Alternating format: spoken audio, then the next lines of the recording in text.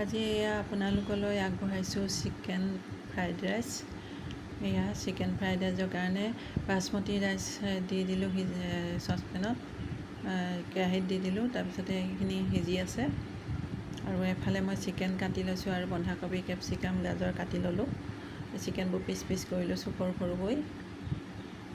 আৰু এয়া এফালে ভাতটো সিজি আছে, কেৰাহীত দি দিছোঁ ভাতটো, ঢাকোন মাৰি দিছোঁ সিজিবলৈ ভালকৈ। আৰু এইফালে সিজিলেই ভাতটো হৈ গৈছে। আৰু এয়া পিঁয়াজ কাটি লৈছোঁ,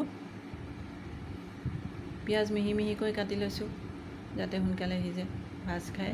এয়া চাওক, চাউলখিনি সিজিলেই। এতিয়া চাকনিত হেৰি কৰি দিছোঁ, চাকি দিছোঁ আৰু ঠাণ্ডা পানী দি পেলাই এইখিনি অলপ ঝৰঝৰীয়া কৰি দিছোঁ। আৰু এই পানীটো যাবৰ কাৰণে চাৰিওফালে মেলি দিছোঁ। আৰু এয়া কেৰাহীত পাতি দিলোঁ। কেৰাহীত এতিয়া ৰিফাইন তেল অলপ দিলোঁ আৰু দি পেলাই এতিয়া বাকীখিনি বস্তু এটা এটাকৈ দি যাম। এয়া পিঁয়াজ দিলোঁ, তাৰপিছত আদা নহৰু পেষ্ট দিলোঁ, আৰু এয়া জিৰা ধনিয়া এইবিলাক মিক্স মছলা আৰু অয়েষ্টাৰ চচ দিলোঁ, আৰু মিট মছলা অকণমান দিলোঁ। এইখিনি লৰাই পেলাই এতিয়া বন্ধাকবি, গাজৰ, কেপচিকাম এইখিনি দি দিলোঁ ইয়াত। এইখিনি দি পেলাই এতিয়া চিকেনখিনি ইয়াত এড কৰি দিলোঁ। চিকেনখিনি অকণমান ফুড কালাৰ দি ৰাখি থৈছিলোঁ, ইয়াতে সেইখিনি এড কৰি দিলোঁ।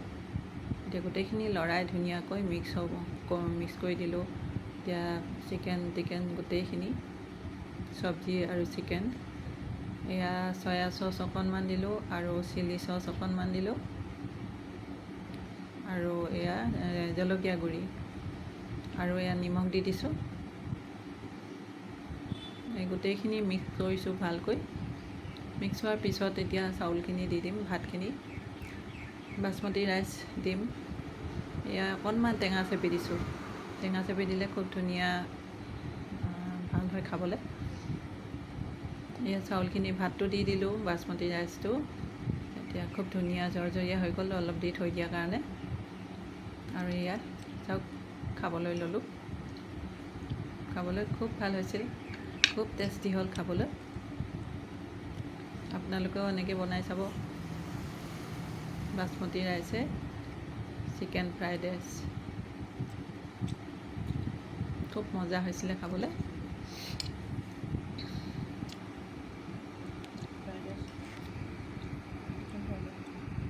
আজিৰ ৰেচিপিটো কেনেকুৱা লাগিলে আপোনালোকে কমেণ্ট কৰি জনাব দেই। ছাবস্ক্ৰাইব কৰি দিব।